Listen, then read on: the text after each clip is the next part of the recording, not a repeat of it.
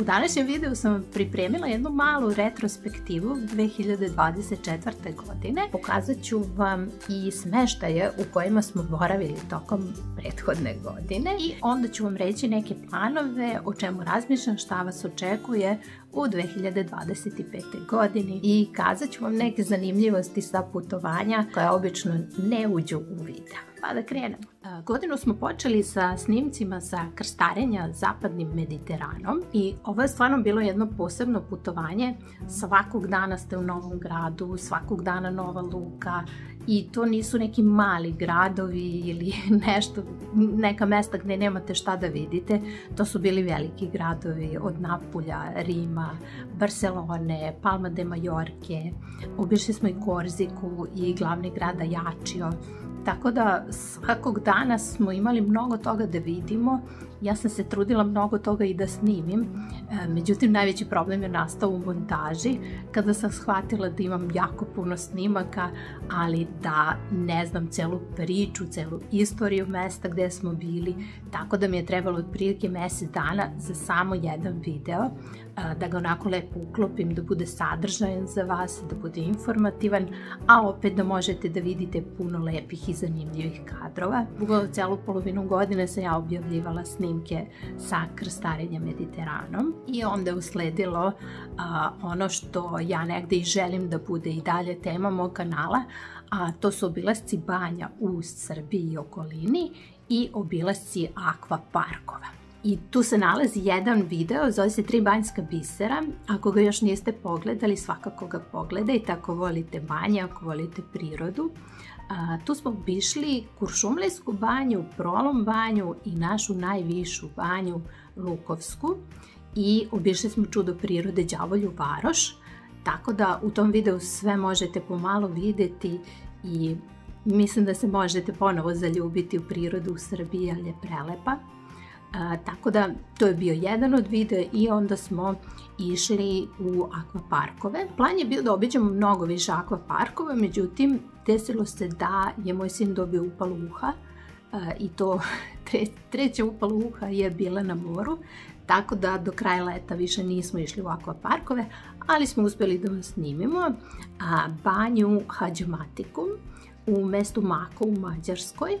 Ta banja postoji već ranije, međutim sad je proširena i postoji novi deo gdje se nalaze adrenalinski tobogani, deo sa virtualnom realnošću, što bih vam svakako rekla da isprobate ako idete tamo, i nalazi se jedan onako umetnički deo koji je rađen na osnovu, to su umetničke skulpture koje su rađene na osnovu crteža Imrea Makoveca, koji je inače i dizajnirao ceo izgled banje. Tako da ako još niste bili i niste pogledali Mako banju, svakako je pogledajte, veoma je zanimljivo jedno arhitektonsko umetničko delo. Nakon toga smo otišli u još jedan akvapark koji se nalazi u nama susednoj državi Rumuniji. Otišli smo do Temišvara i obišli Amazonija akvapark. Pošto je bilo leto, obišli smo i spoljašnje i unutrašnje bazene i naravno snimili vam sve što je važno znati od toga kako stići, kako kupiti vinjetu, da li vam treba vinjeta i sve ostale korisne informacije. I posle toga akvapark koji smo još hteli da snimimo, iz razloga što je stari snimak dosta loš, a prilično je gledan, to je akvapark Podina koji se nalazi u Soko banji i njega smo snimili, znači imate novi video. I kad smo već bili u Soko banji, onda smo iskoristili priliku da obiđemo i sva izletišta koje smo mogli obići, sva zanimljiva mesta, znači od Bovanskog jezera, Stare Vodenice, Vrmđe, Sesalačke pećine, tako da baš smo onako se potrudili da sve obiđemo, sve vidimo u kakvom je stanju, kako izgleda i da vam to snimim. I nakon ovih banja, obilazak akvaparkova, usledio je naravno i put u Grčku. Vi ste verovatno došli na kanal prateći moje videa iz Metamorfozisa, a ove godine, posle 10 godina odlazaka u Metamorfozis, smo rešili da odvedemo decu u neki drugi kraj Grčke da vide još nešto, jer njima je sad postao Metamorfozis kao sinonim za Grčku. Tako da smo ovog puta izabrali Nea Vrasnu, obišli nju, imate video o tome, i obišli smo malo plaže Stavrosa i obišli smo malo Asprovaltu, pošto su Nea Vrasna i Asprovalta povezane. Usledio je jesenji period kada smo se uputili ka glavnom gradu Mađarske, Budimpešti, i to ćete uskoro tek gledati. Proveli smo 3 dana u Budimpešti i u jesenjem periodu smo posetili i Sloveniju. Sloveniju smo obišli bukvalno od dela Julijskih Alpa na severu do Primorja, tako da prošli smo sve zanimljive delove u Sloveniji, obišli smo i Ljubljanu i trenutno je video o Ljubljani u montaži, tako da vas ono uskoro isto očekuje. I u jesenjem periodu također smo jedan dan otišli na vikend izlet, odnosno dnevni izlet do Budimpešte, i to smo ciljano išli da vidimo Tropikarijum i Okeanarijum. I o tome naravno imate video na mom kanalu, ako još niste vidjeli, pogledajte. I godinu smo završili, kao što ste vidjeli, na Divčibarama. Ja već dugo imam želju da odvedem decu na neko zimovanje, svejedno gde. Jedne godine sam čak i već uplatila Zlatibor i sve je bilo zakazano, trebalo je da putujemo posle Božića. Međutim, ja sam za Novu godinu dobila temperaturu, ispostavilo se da sam tad jedini put bila pozitivna na koronu i cijelo putovanje otkazala. I time smo završili godinu. Moram reći da tokom godine bude priličnih izazova, bude putovanja koje zakažemo, a onda odložimo. Uglavnom je to zbog bolesti. Međutim, bilo je situacija da zbog ovih vremenskih prilika, koje kao što vidite se stalno menjaju, da se razmišljamo da li da otputujemo kako smo planirali ili da odustanemo. Na moru nas je uhvatio onaj toplotni talas. U stvari ne mogu ni reći uhvatio, on je trajao 3 meseca i stvarno je bilo onako baš izazovno na moru, svaki dan preko 35 stepeni, iako vi mislite da je to more i da je svežije, bukvalno tokom dana onom najtoplijem delu kada bi sedeli u apartmanu i pored uključene klime smo se preznojavali, tako da baš je bilo izazovno. Ne znam da li mi je gore kući ili na moru kad je tako pretoplo. Pored tog mora, najviše izazova smo u stvari imali u Budimpešti. Prva stvar što smo mi unapred isplanirali putovanje, kako se bližio taj vikend, desio se onaj ciklon velikih kiša koji je zahvatio Evropu. Ako se sećate, u Poljskoj, u Austriji su bile poplave. U vreme jake kiše pogodile su Češku, Poljsku, Austriju, Nemačku, Slovačku, Mađarsku, Sloveniju. Tog vikenda kad smo mi trebali da idemo za Budimpeštu je najavljen najviši vodostaj Dunava, odnosno vrh plavnog talasa. Tako da smo stali pa ste razmišljali da li uopšte da idemo, da li da otkažemo putovanje, međutim na kraju smo rešili idemo. I vidite na snimcima, nije bilo tako strašno. Jedino što, na primjer, Margit ostrvo, koje se nalazi na samom Dunavu, nismo mogli da obiđemo, ali ono bilo u potpunosti zatvoreno i obezbeđeno vrećama sa peskom zbog poplave. I ovdje vidite dokle je voda bila, znači onaj plato ispod parlamenta nije mogao da se vidi. Tu se nalazi, na primjer, onaj spomenik cipela, ljudi koji su streljani, Jevreja, a to se ništa nije vidjelo, to je sve bilo pod vodom. I tu nije bio kraj izazova u Budimpešti. Ja sam tako rešila svašta da vam snimam. Međutim, onda smo otišli do najveće crkve koja se nalazi u Budimpešti, crkve Svetog Ištvana, i ispostavilo se da ispred crkve stoji ogromno bioskopsko platno i stolice, kao što vidite, tako da crkvu nismo baš mogli lepo da snimimo. Onako iz različitih uglova smo pokušavali da je posmatramo, ali meni ipak pravi doživljaj crkve koja je najveća u nekom gradu, da je vidim od napred, da vidim njen glavni ulaz, da je priđem sa prednje strane. Tako da to je bilo prva situacija. Onda smo se uputili ka trgu heroja, koji je isto jedan monumentalan spomenik koji najviše, ja mislim, vredi videti kada odete u Budimpeštu. Međutim, evo kao što vidite na snimku, ispred, u stvari na samom Trgu heroja je bilo postavljeno sve za koncert Rickyja Martina. Znači zvučnici, bina i sve okolo, tako da nije ni moglo da se priđe trgu. Malo smo evo ovako iz daleka snimali, ja zoomirala kadrove, međutim onu lepotu, onaj krug, ono sve što se tiče Trga heroja nismo mogli da snimimo. I onda sam, pošto se iza samog trga nalazi jezero koje se zaledi u toku zime i tu je klizalište, onda sam rekla ajde bar da snimim jezero, jer tu se nalazi i dvorac, pa onako je lepo odsjaj dvorca u vodi, sve prelepo izgleda na slikama. I evo kao što vidite, jezero je bilo isušeno iz nekog razloga. I tu još nije bio kraj avanture u Budimpešti. U samom parku se nalazi i ogroman balon koji vas podiže iznad grada i možete da snimite i vidite prelepu panoramu grada. I onda sam otišla bar na balon da snimim. Međutim, previše je duvao vetar i zbog vremenskih prilika balon nije uzletao, nisu ga podizali. Tako da, to je samo jedan od izazova. I na Divčibarama smo sad imali izazove. Drugi dan kad smo stigli je najavljen crveni meteo alarm i upozorenje na vejavicu, na snežne nanose i na mogućnost nestanka struje. U jednom momentu je stvarno i nestala struja na nekih sreća 15 minuta i vratili se, posle nismo imali nikakvih problema.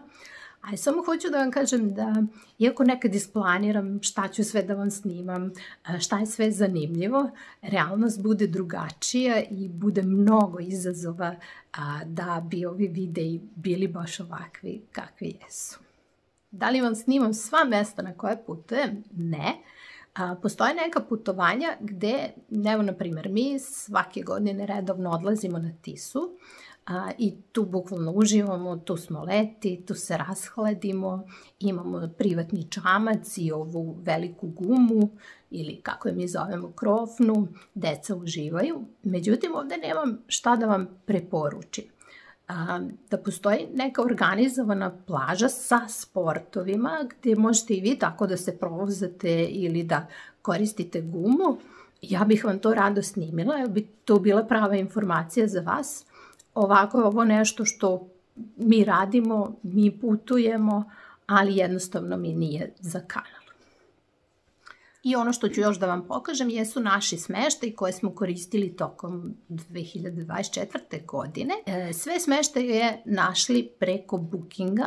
Nije reklama za Booking i nema afilijativni link, nemojte da brinete, nego čisto zbog onih koji još ne koriste Booking, mogu da podelim neka svoja iskustva i ako vas interesuje mogu o tome da snimam poseban video, jer meni to stvarno mnogo pomaže u organizaciji putovanja, jer sam negde prvo sigurna da je sve ok, svaki jedan smeštaj potpuno isti kao na slici, tako da tu nema greške. Svi podaci koje pročitate su tačni, tako da nisam imala situacije da su nešto stavili neke slike, a da vi odete na lice mesta i da to ne bude tako. I sad ćemo pokazati sve smeštaje. U principu većinu smeštaja snimim, samo nekako ne stavim ih u video, ne znam ni zašto. Ako želite u buduće da stavljam u sam video i snimak smeštaja naše, rado ću to uraditi, nije mi problem, samo vi dole kažite, komentarišite šta biste više voljeli, šta želite da vidite. Većinu snimaka i imam sačuvanu, tako da uvek mogu da ih okačim posebno. Poređat ću smeštaj prema onome od onog koji mi se najmanje dopao do onog na koji bi rado opet otišla. Prvo ide smeštaj u Postojni, u Sloveniji. Ovaj smeštaj mi je na poslednjem mestu iz razloga što je u pitanju soba sa čajnom kuhinjom i kupatilom.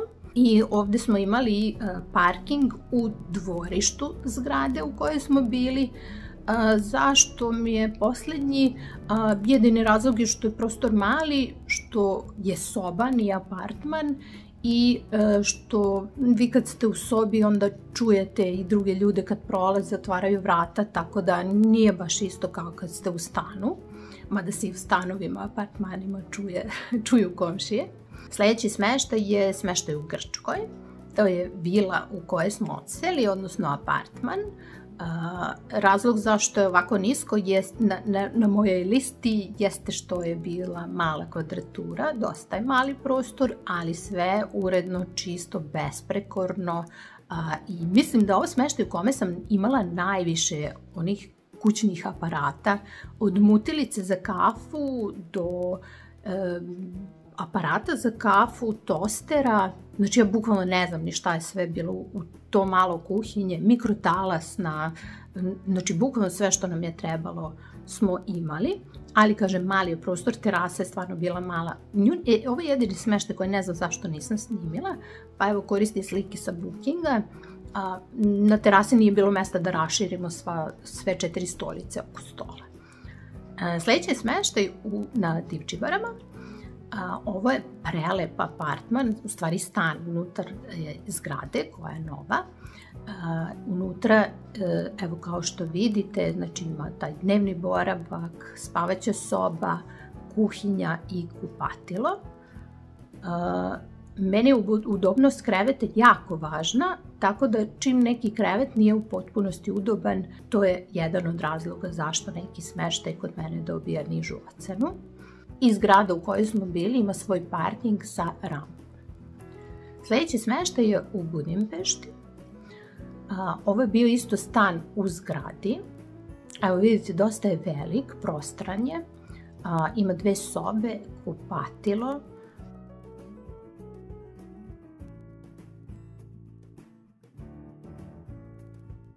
I ovdje je kuhinja, dnevni boravak i terasa, s tim da je sa terase prelep ovaj pogled dole na terase ostalih stanara zgrade koji su u prizemlju i odmah pored je parkić, tako da je deo grada stvarno prelep.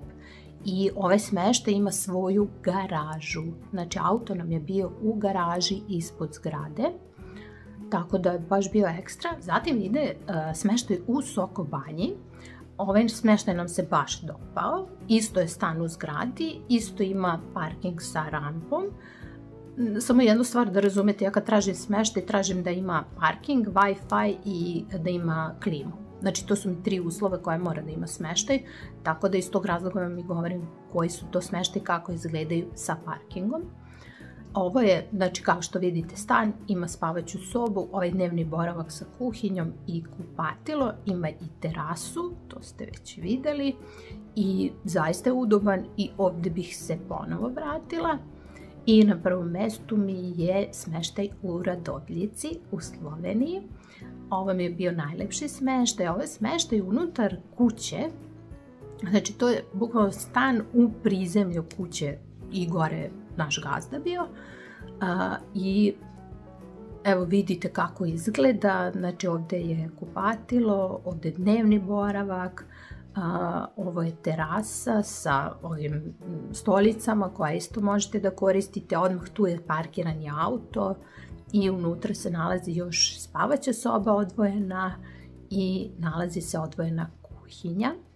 Ovdje me oduševio TV program gdje postoje čak i srpski kanali, tako da ovdje sam se stvarno osjećala kao kod kuće, super opremljeno i ovdje bih rado opet došla. I što se tiče 2025. godine, šta vas to očekuje? Očekuje vas svakog mjeseca novi video. Ono što planiram da nastavim i što sam počela krajem godine jesu šorci, to jest kratke forme videa. Mislim da su mnogo konkretnije, mogu mnogo brže da vam dam neku konkretnu informaciju i posebno ako mi postavite neko pitanje, to ću vam kroz kratku formu videa snimiti jer je najinformativnije i najbrže se pravi. Za ove duže forme videa ipak dosta tu meni treba vremena da ja to izmontiram, da budem zadovoljna s tim kako to izgleda, tako da za to mi ipak treba po nekih mjesec dana. Biće šorca, biće jednom mesečno dugački video. Razmišljala sam o tome da pravimo live, ali tu mi trebate vi da mi kažete da li ste zainteresovani za tako nešto. Teme za live bi mogle biti, na primjer, metamorfozis. da me pitate sve što vas interesuje o Metamorfozisu ili o Sokobanji. Znači, to su mesta gde sam ja provela više od mesec dana svog života i koje onako relativno dobro poznajem. Imam ideju kako mogu da vam pomognem i kako da vas uputim i da vam odgovorim u stvari na pitanja. I ono što bi meni isto, na primjer, bilo zanimljivo da snimim jeste kako ja organizujem putovanje, kako lakše možete da se organizujete, pošto vidim da malo ljudi koristi Google mapu kada negde otputuje, a meni je to najveći pomoć. Znači, to je forma videa koju možete da očekujete u ovoj godini, a sadržaj, ono prvo što već se sprema jeste 3 dana u Budimpešti, kako se organizovati, s tim da ću vam dati i informacije o tome koji gradski prevoz ide na koji deo grada, na šta da obratite pažnju i šta da znate pre nego što odete u Budimpeštu. Stižu videa iz Slovenije, Ljubljana je već u montaži i ona će uskoro ići i ima još dosta destinacije iz Slovenije. Stvarno smo obilazili mnogo zanimljivih delova od izvora reke Save, vozili smo se žičarom, imate samo video o Klisuri i o Postojnskoj jami i Predjamskom zamku, ali obišli smo još jednu jamu, obišli smo Primorje, tako da ima još zanimljivih videa iz Slovenije. I dok smo bili u Sloveniji 2 puta smo obišli i Italiju. Jedan dan smo otišli u Veneciju i jedno popodne smo obišli Trst, tako da će to sve biti u jednom videu u Italiji. I onda tamo od leta vas očekuju ponovo posjete akvaparkovima u Srbiji i okolini, sve ono što je zanimljivo idemo da vam snimimo. Na vrhu liste su nam Palićki akvapark i novi akvapark, ne znam da li se zove Devojački bunar ili Devojačke vode u Deliblatskoj peščari. To je novi akvapark, tako da planiramo da odemo i to da vam snimimo da vidite kako izgleda. I hoćemo još neki od akvaparkova koji je bliže Beogradu da obiđemo, ali nadam se da će svi biti zdravi ove godine, da ćemo to uspeti. Planiramo opet odlazak u Grčku i opet neko novo mesto. I planiramo još jedno onako duže putovanje po Srbiji. Sad, dilema je da li istočna ili zapadna Srbija. U istočnoj Srbiji hoćemo da obiđemo Đerdapsku klisuru i tu stvarno ima zanimljivih i tvrđava i starih gradova, Viminacijum, Lepenski vir, Ramska tvrđava, Golubačka tvrđava. Mi smo već jednom isplanirali to putovanje, čak i vožnju skelom, ali zbog bolesti smo odložili. A druga destinacija u Srbiji bi bila zapadna Srbija i to deo oko Loznice, znači da obiđemo Gučevo, Tršić, Drinu, Banju Koviljaču, tako da tu se još razmišljamo koja od te 2 destinacije će biti ove godine na našoj listi. I dragi moji, toliko od mene za ovaj video. Nadam se da ste uživali, nadam se da ste možda i videli nešto zanimljivo što možda još niste pogledali. Ja najpre želim da vam se zahvalim što ste ovde i što ste odgledali do ovde video. A drugo što želim da vam kažem jeste da vam želim uspešnu godinu, da vam želim bezbedno putovanje i da vam želim da i vi ove godine ostvarite neku od svojih želja. Ja sam prethodne godine ostvarila 3 svoje velike želje vezano za putovanje. Jedna je odlazak u novo mesto u Grčkoj sa decom, koja nisu još išla tamo. Druga želja mi je bila da posetim Sloveniju. Ja sam rođena u Jugoslaviji u godini posle smrti Tita i do sada sam u svom životu bila u svim državama bivše Jugoslavije. U Makedoniji se nisam zadržavala, ali više puta sam prošla kroz nju idući u Grčku. Jedina država koja nikad nisam bila je bila Slovenija. I treća moja želja je bila da odvedem decu na zimovanje, tako da smo i tu treću moju želju ostvarili. I vama želim da u ovoj godini ostvarite bar jednu svoju želju vezano za putovanje. A mi se družimo i dalje. Ukoliko se još niste prijavili na kanal, prijavite se, to jest pretplatite se, ne plaćate ništa. A ako želite da vas YouTube obavezno obavesti kad izađe novi video, uključite zvonce i mi se vidimo uskoro u nekim novim avanturama. Putovanja su mnogo više od obilaska novih destinacija i upoznavanja kultura. One su prilika za dublje razumevanje sebe, otkrivanje onoga šta nas pokreće, šta nas čini srećnim i naše sposobnosti da rastemo i prilagođavamo se. Ne završava se kada stignemo na odredište, već kada sa sobom donesemo nova iskustva, spremni da ih delimo sa svetom. Sada završavamo ovaj putopisni serijal puni utisaka, ali i sa uzbuđenjem za sledeću avanturu koja nas čeka. Pozdravljamo vas i vidimo se uskoro.